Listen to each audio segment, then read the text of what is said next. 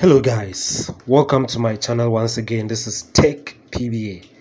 In this video I'll show you how to add or set up your Gmail account in Microsoft Outlook. So the first thing I'll do is to click start and then click the Outlook application. You can also search for it in the search box down there. So when the window opens, you want to enter your email address in the email address field. Under the advanced options, you can select the checkbox for let me set up accounts manually, or you can just click connect, and then you'll be prompted in the sign-in page, the Google sign-in page. Enter your password to that Gmail account and then click next.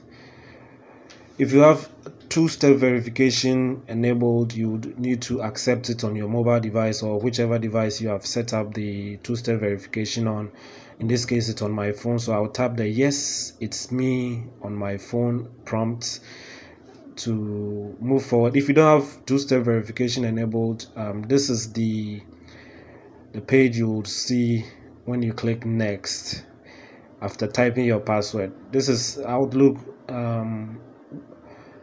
seeking for permission to access your Google services. So I'll click allow, and then I'll allow it to set up the account. So you can see that account successfully added.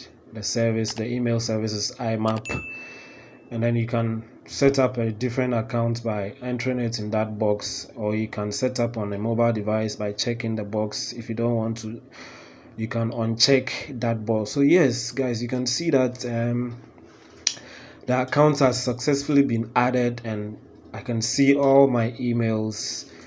On top of the emails or the list is the Microsoft Outlook test message. This is a message you get whenever you configure your account in the Microsoft Outlook application. So yes guys, thank you for watching this video. Kindly click on the subscribe button down this video to subscribe to my channel Tech PBA. Click on the like button if this was helpful. Share this video and turn on notifications for all. Bye.